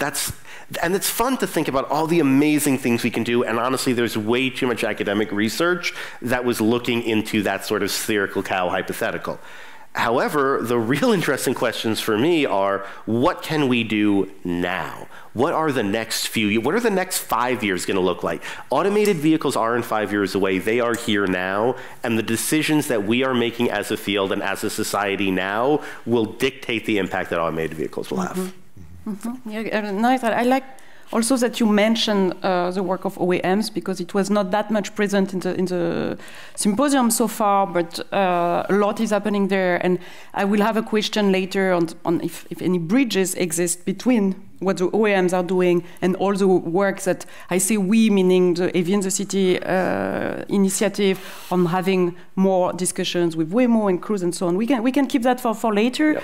But I will ask the same question also to you, Sven. What is the most exciting, if it is like a development, something you read in the news or follow or work with your clients that you can share? Well, let's see, the most exciting, I would say, and that profoundly actually has changed my perspective on the technology of automated driving is having tried Waymo, self-driving without a driver now a little bit over a year ago. So the little story is that a friend of mine who actually works at Waymo asked me if I wanted to try it. And I said, well, I live in Palo Alto, really. I need to go to San Francisco to get another one of these demos. Really, what's the point? But I wanted to play nice because I really appreciate the friend. It's like, okay, if you want to show me your thing, okay, fine, I'll come. And really blown away how well it worked and still works, actually. And that it really went way beyond my imagination as an automotive engineer, what has been accomplished by that team. There was early April last year, and then a month later I said, well, in order to give my clients a little bit more of a spectrum, I tried Cruise. Then in May of last year, and I was also very impressed how far they had come. There were nuances here and there that I then discussed with clients and also others who tried it. Some of them here actually in the audience, and then again Steve, when we had the automated road transportation symposium. Henriette, you were there as well, and Billy, and everybody who attended that conference was free to basically try these amazing creations, shall I say. So that obviously I'm getting excited about. This is how much excitement you get from a German engineer on stage. And that is really something where I say, wow, is there something that I just don't fathom? How is that possible? And I'm still like, well, was I maybe judging the field or something? And then I was like, well, okay, we are not done yet. And that's maybe, again, the German engineer who says, okay, still the glass is half empty and it's not half full. So we still, I think, need the infrastructure that needs to be worked on. We still need, I think, to figure out a business model to really turn it into something that is also economically sustainable. And yes, I think this is what we're going to discuss more, and there were really good presentations here already, how to integrate this with the existing transportation system that we have, so that it does not become something like what we saw with ride-hailing, for instance, that once those showed up, in particular in New York City, I think, that ridership in public transportation goes down. That's maybe not what we want. So that's all what I'm really interested in, what I'm excited about. And one thing, I'm not sure if it was mentioned here at all throughout the symposium this afternoon, China. I mean, there's so much happening in China. I hear all the pilots that they have there, and they obviously have a different, shall I say, relationship between the public and the private sector. And so that's something that I'm trying to follow as well. But have you tried any vehicles over there? No, I have not. I have not been to China in 5 years now, for some obvious and maybe other less obvious reasons. But so amazing what's happening there as well, and we shall see where that's going. So that's my enthusiasm. Thank you so much. What about you, Tim? What's the thing currently, like, or very near-term future? Well, I think it goes along those same lines as what my colleagues are saying here, but I feel like, the technology's here. Like, we can walk outside, I was standing on the curb here, taking a phone call, and there's autonomous vehicles driving outside, and so I think it's exciting. I was in Phoenix 2 weeks ago, and they're all over the place. In some cases, they were faster than an Uber, and so it's really exciting to see we're moving, hopefully, away from talking about pilots and really starting to talk about deployment.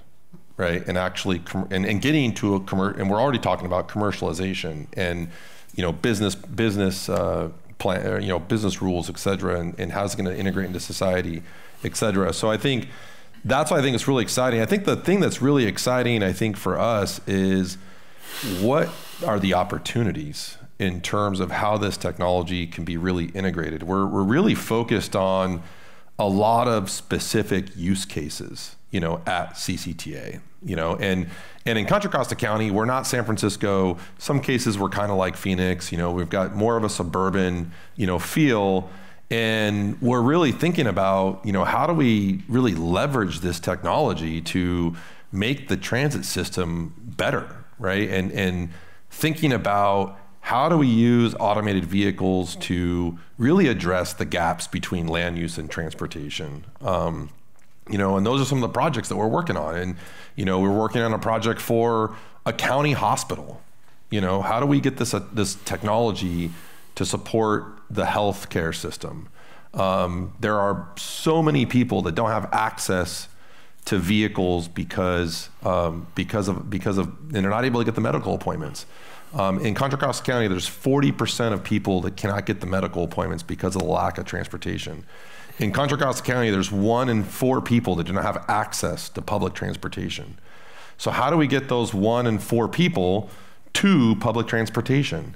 And I think autonomy is going to be a great way to fill the gaps in the system and really, truly bring that true personalized customer experience to the public transportation system.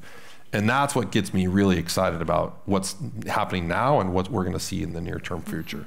And I would have a question, because you mentioned that you are operating, you have a collaboration now ongoing with a shuttle provider. How do you see in the future, and that's based on the work I did in Europe, where we were trying to bridge really the authority on one side, the operators, the shuttle providers, etc. At some point, when it's within a research project, it's kind of okay in doing, but when we want to move to what we call pre-commercial, commercial deployment, it becomes very tricky in terms of procurement, mandating, and all in all. So how do you deal with that? Do you have already, maybe this is research, but do you have already plans on how you will manage to mandate this type of players in the future? So we have a couple examples. So one is, for the Bishop Ranch project, that was a federal highway grant. Mm-hmm. And so we went out to procurement. We actually had a solicitation to, so we basically looked at the project, looked at the use case, developed system requirements, same way you would develop a technology project. And we had a list of system requirements. We put it out to market. And basically we got proposals and we select the best technology for that use case, and that ranges because, for example, for the Bishop Ranch project, it was, low speed, under 25 miles an hour, first and last mile, and it was a good use case for, a purpose-built shuttle, like the Navia shuttle, for example. Same thing. So right now we're working on a project with a senior community center, and we did another procurement for that project. Mm-hmm. And similar types of things. There's not a lot of competitors, right? Yeah, there's not a lot of competition. So in that particular case, we're now working with Beep on that project, but we're using a different shuttle because honestly, the Navia shuttle, not a great shuttle. Okay. Just going to put it out there. You all know this, right? It's not even Navia anymore. You all know that, right? It's old technology, right? It's 10-year-old technology, right? And so now what we're doing is we're moving. So if you might remember, Local Motors went out of business. Well, Beep bought the Local Motors Ollies, and then Ollie now is retrofitting it with an Oxbotica. So now, and I got the chance to basically do a commissioning of the vehicle at SunTrax in Florida. And so that vehicle is fantastic. Still 25 miles an hour, but definitely light years ahead of where we're at with Navia. I'm still begging Zoox to come out to Rossmore. I don't know where Phil's at, but but I think Rossmore is a great use case where we're looking at, how do we use these purpose-built shuttles to get seniors from their homes to the community center because they still need independence at that age. Right now, they're having to rely on people to, call their friend to literally take them a mile down the road to go to bingo down the street. So this is what I'm talking about in terms of really taking a people-centered approach. of how to use autonomy. You know, and then similarly with May Mobility, we have the county hospital project. That project had to be on public roads, greater than had to be at 45 mile an hour higher or lower. Obviously, purpose-built shuttles don't work in that ODD, and it had to be wheelchair accessible. So we went through a note with procurement. We hired May Mobility. Another project that we're working on, very exciting procurement, but we did a full-blown public-private partnership procurement, and we hired East Contra Costa County Partners, was a JV of Plenary, Glideways, and Flatiron, and it's a $450 million P3 where we're constructing a 28-mile dedicated pathway closed AV network in Eastern Contra Costa County. And that was done through P3. We went through basically, had five teams, and through a number of one-on-one industry review and market meetings, it got down to 2 proposals, and we ended up selecting the Glideways team. So we've got a lot of experience in terms of like how to actually procure technology and also fund it. You know, both from public dollars, local dollars, you know, federal dollars, local dollars, and even leveraging private equity. Okay, good. It's a great example to follow for other authorities, I'm sure. Okay, I think we have a good baseline now to move on and look a bit forward in the future. And the way I like to put it is to imagine ourselves, put ourselves in shoes of a city, whatever city, and I think it was nicely pictured by Julia in her presentation, that there is no city that is the same, that is truly the same in terms of its inhabitants, or how the streets are made, the climate, etc., etc. So select a city and imagine you could have 10,000 AVs. What would you do with that? What would you do with this technology? On which type of vehicles would you like to see this technology being applied? For which type of services, serving which community? It goes a bit, so it's a bit of a surprise. It was not really in my preparation of the panel, but it was going to this, your expectation with this technology, and I like to put it concrete with figures and having really massive possible deployments available. And if money was not directly an issue of, you have this 10,000 AVs, what would you do? Sven, I see you smiling already. I'm smiling, yeah, because you're emphasizing a question that was not prepared. And if I understood you correctly, you want numbers and want us to quantify it. But let's dive right into it. Let's see what we can do. So I think it's a very important question. To flip this around and not just say, this is what we need, but really let's assume it's there, and what do we do with exactly. it? So this is really good. And what you basically implied already in your question, I think, is the piece that says every city is different. And what Julia showed us, like contrasting or comparing a couple of cities, you see already the differences, and it's even more when you go out of the fair weather belt in this country, and maybe even more if you go to other countries.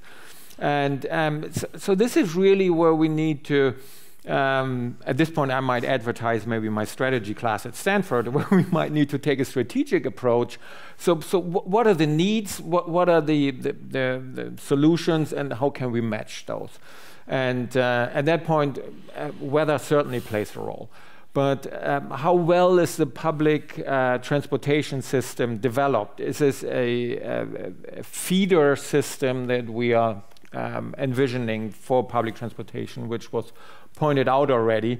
Or is it something where there's a more or less desert of public transportation, so that it's just leapfrogging what's happening in other places? But if you tell me I get 10,000, you say 10,000 automated vehicles for, I assume, like a decently sized city of couple of million inhabitants, I would really want to make sure that at the outset you really have not just a partnership, but a strong role of the public sector that also takes an approach. No, we don't want like 10,000 robo-taxis just like that. So let's on say, top, you mean on top of everything? Or like, how do you mean not just like... Well, that's another question. What are we going to do with the existing vehicles? But just about these 10,000 vehicles, I would say, okay, there's some for like individual transportation, like a ride-hailing replacement or competitor, if you will. But then goods delivery, like what we heard, which is really important, like for medical purposes. And I would also look at what is it like for the public utility that a city provides. Well, what is it something, whether that's cleaning of the streets, whether that's like trash collection or something like this. So I would really recommend a strategic approach based on the needs of that particular city, and then the public sector saying, this is what we need. And if we get 10,000 vehicles, it's maybe then 2,000 for this and 4,000 for that. That's, I think, as good as my answer gets. No, it's... otherwise, we would need to look at a particular city and what they need. Of course, I really like how you mentioned the logistics that we haven't mentioned so much so far. And also, like, this trash collection and other services that tend to be like less under the spotlight, but actually a lot of activities are going there from the AV provider. If I can add just one quick thing. So what drives my thinking in what I just described is that, to my knowledge, there are not many, if any at all, public transportation companies in the world that are profitable. So now the thinking is, great, we're not paying for a driver. Sorry, drivers, you need to find other jobs. And then the business model supposedly works out much better. But it's not that simple. So we need to understand that here's something that a community, that a city offers to its citizens. And hopefully with automated vehicles, it can offer that better than before, because the bus service is not always as good as it should be. And as nice as it is in San Francisco, I would say the tram and the subway is not as good as in other cities, for instance, in New York, as you mentioned. So to offer something, and you cannot expect automatically that it's going to be a great business. It has to be a good offer, a good service to the citizens. Since you were asking for some numbers, just two off of what Sven was saying, more than half of all transit trips in the US occur in the New York metro region. So New York, in an American context, is truly an exception. In the academic setting, anyone who's doing like transit planning research always needs to exclude New York because it will throw off your numbers. This gets to the point of you need to consider these cities separately. To Sven's point, transit agencies not being profitable, you are right. There are a small handful that are profitable. Mostly in the developed world, the developing world is its own category. In the developed world, the ones that are nominally profitable, there are some in China and in Korea. And the reason they're profitable is they don't make any money selling rides. They make money by owning the land and basically being development corporations. But that gets to my point that I wanted to, just to follow up, not disagreeing with Sven at all here. I think to find the viable deployment pathways, we need to actually find who's going to benefit. What I said before, the reason I love transportation, that if we do it right, everyone benefits for a century. That sounds wonderful. It turns out that's a pretty horrible business model, and it's also a pretty horrible way to get elected. No one really cares about your grandchildren benefiting in the current context. You need to find people and groups who are invested in what improvements automated vehicles can actually provide. And one of the first questions I ask whenever we're talking about business models, use cases, et cetera, is what are you proposing here with automated vehicles that you couldn't do with a manually driven vehicle? Why does it need to be a self-driving bus? Can't it just be a regular bus? And it always amazes me how many business models fall apart by not being able to answer that question. And we have some that do, like what we were talking about before, selling L2 vehicles. Pretty clear what the business model is. By definition, they are not manually driven or not manually driven to the same extent. People want to buy it. Companies want to sell it. You know, it's just, you know, microecon 101. It's pretty straightforward, but it's harder to find the other solutions there. And I think that's what cities need to be focusing on. And it's not just technical, it's also political. are you going to be running into major entrenched powers, like with respect to the curb space argument that that the previous panel was discussing, that kind of like the curb the way that it is, and don't want to have to start paying for parking in front of their $20 million brownstone in Greenwich Village. That's why we have free parking in Greenwich Village. So when you're thinking about what are the solutions I'm most interested, especially from the city's perspective, what are the real opportunities? What can you offer that's going to make people's lives noticeably better? And it needs to be an argument other than we're just saving money on labor costs. It's a new technology. And I hate to say this, Uber drivers are not very well paid. And it's trying to, replace a very cheap Uber driver with a very expensive taxi. This is a difficult proposition. So we were talking before in the green room. Pam, I'm so sorry if I got your name wrong. Sharon, I knew Pilot's mom, Sharon, I'm so sorry.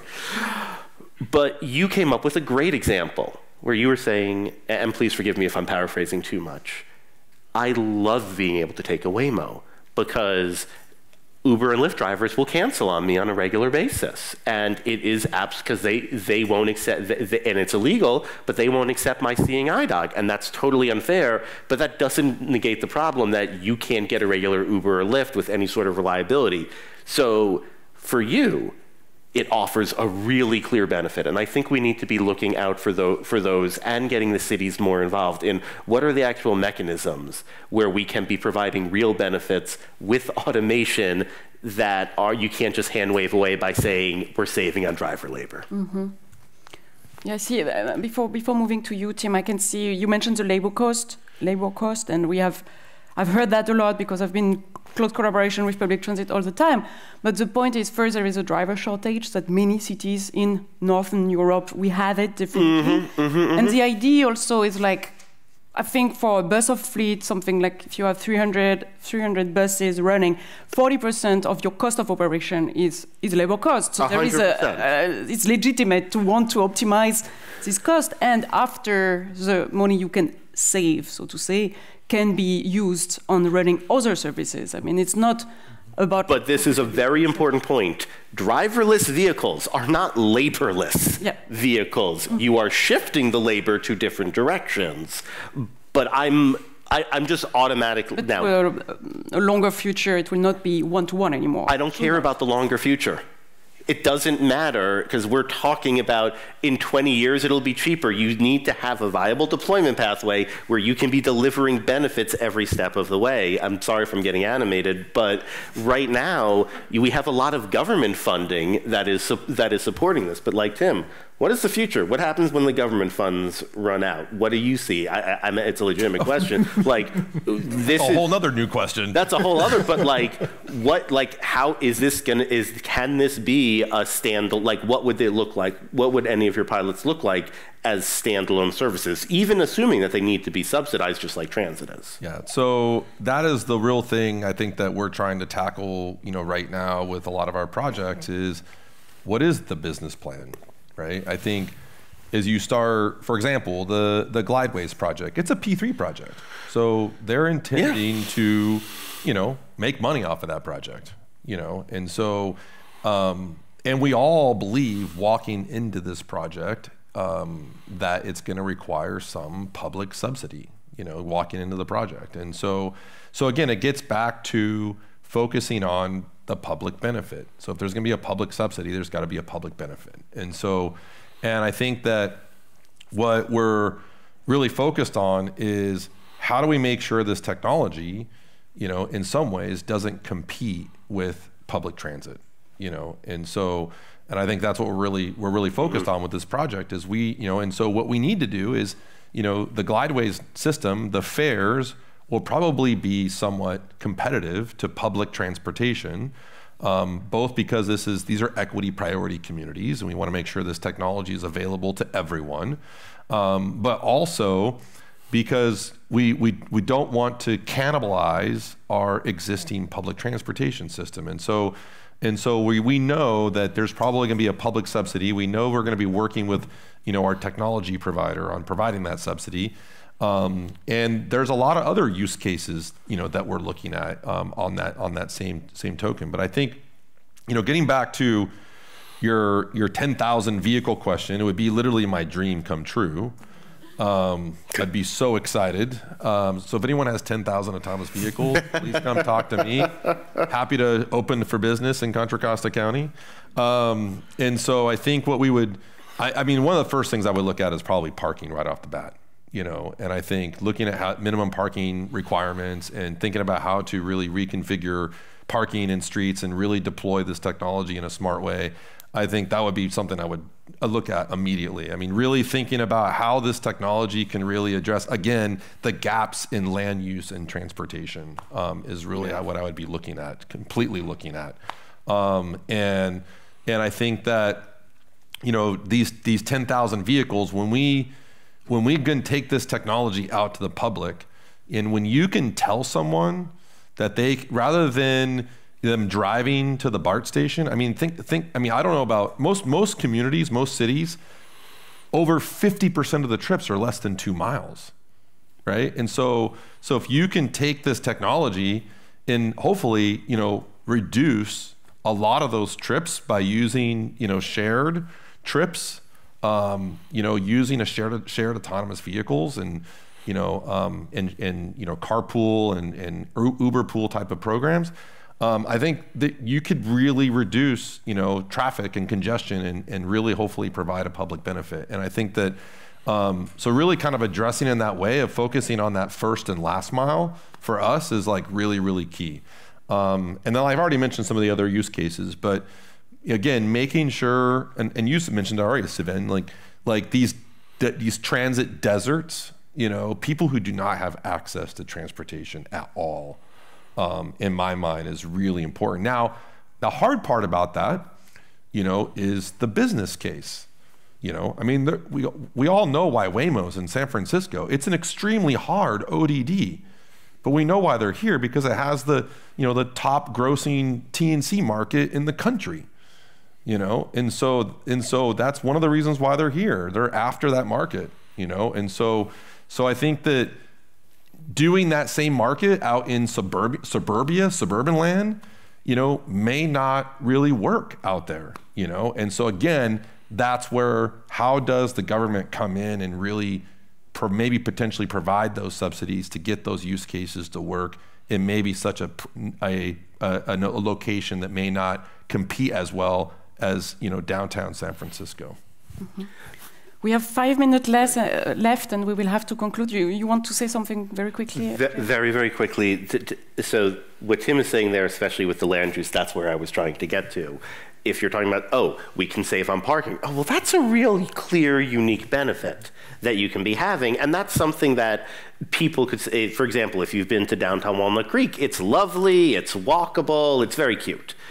Being able to provide more people with access to a place like that is an objective benefit, and it's one that if you can say create a nice little mobility hub, provide first mile, last mile shuttles, that is something that you're doing with automation that simply wouldn't be easy to do via any other way. That is a potential unique benefit to automation. And so that's why I'm also personally, as Tim and I have talked about a lot, really excited about the land use case. Yeah, I mean, one thing that we're currently contemplating in Contra Costa County is essentially, so we're doing what's called an integrated transit plan. And we basically have essentially re-envisioned transit in Contra Costa County. And we said, okay, this is where buses are going to go, right? This is where we're going to dedicate buses. And then now, how do we complement buses with this emerging technology, both from first and last mile shuttles, but also from everything from urban air mobility, advanced air mobility, first and last mile shuttles. I mean, all of this technology that's coming down the pipeline, how do we use it to really serve that public transportation system and think about what that business model actually looks like? So in some ways, what we're thinking about doing is building a network of shared mobility hubs, about 100 shared mobility hubs across the entire county, that hopefully someday you'll be able to walk or bike, to a shared mobility hub and have access to personalized mobility options that are both autonomous in getting to you that first and last mile to the BART station, et cetera, or downtown Walnut Creek. And so that network, and this is really interesting to kind of think about, could be monetized as you kind of start thinking about the future? And then how can monetizing those assets, such as shared mobility hubs, support the ongoing operations of that P3? So those are the types of business cases and models that we're looking at in Contra Costa County. Great. If you're okay, from both of your side, I will take this as your conclusion. And it matched very much the question that was asked by some of you, asking about how to make how automation can make transit more efficient and attractive. I think your answer was exactly in this direction, and so we answered it. And the other question was about having like comparison with Europe and US on how AVs could be integrated to transit. I think we covered it also mostly. Sven, I would like to, maybe you want to say something as a conclusion regarding also what we discussed all there. It's also about how to make impact. How can we make positive impacts through the AVs? And I would take this as your concluding words. And so okay, sure. Happy to. And in conclusion, maybe to say what I like to emphasize with automated vehicles, it's not just about the vehicle. We are not just building automobile 2.0. We are really re-envisioning the transportation system. And this is why this is a much larger undertaking than in other evolutionary steps that we've seen in the automotive world. And we really need to think as much about the automobile as we need to think about traffic. And that, I think, is missing sometimes a little bit in the discussion. I think it was very present in this discussion here, which I really appreciate. But the individual companies, in my view, that are pushing for this technology still have a pretty strong focus on the automobile. And I hope there will be more on the traffic, which does include public transportation, but also, like me, a biker, a cyclist on the road. Thank you. James, Tim, you're good? You want to last I have words? one thing to say. Go for it, James. No, you go. Yeah. I'm good. Okay, so one thing that we haven't talked about that I think is really important to kind of just say is really the labor component of this whole conversation. So as I'm sure if you're all experts, I'm sure, in the AV field, but last year AB 316 was vetoed. That was a driver-in bill. Now you got AB 2286, you got AB 1777, you got SB 915, all happening in California, which a lot of them have their own issues. And so all driven by labor, by the way. And so if we do not address this with labor, it is going to continue to slow down scalable deployment in California and across the country. And so if you're interested in learning more, I actually lead a coalition. It's called Automated Connected Electric Shared Mobility Coalition. It's a national coalition that's really addressing this workforce development issue. And we literally had a meeting at one of our board meetings in DC about a month ago with the head of TDT, which is all the transportation trade associations. And then also in California, something we're doing at Gomentum Station I think is really unique is we're starting to develop our own workforce development programs. And we're striving to develop what we're calling the California Innovation Alliance, which is really hoping to be the group that the governor said he wanted to create in AB 316, which is to address workforce development. And so we're working really closely with Mineta and the universities, but also working closely with CalSTA, the California Workforce Development Board, our Contra Costa Workforce Development Board, both private sector, public sector.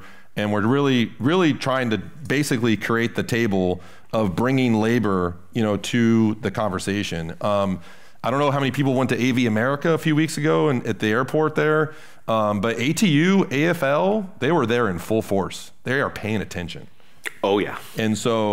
And I introduced myself to one of the guys in the front row, and he just happened to be the director of collective bargaining for ATU. And he actually thanked me for introducing myself to him because he's like, no one is talking to us. And so this is what we need to do as an industry is we can't be afraid to talk to labor. We got to bring them to the table because if we don't, it's going to continue to hinder scalable deployment. Mm-hmm. So that's 100%. Yeah. Very quick, James. We are running out of time.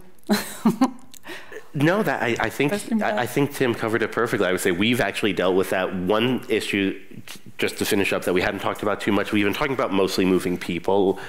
I think, and I'm not the only one, that some of the best early applications for automated vehicle technology are going to be on the freight side.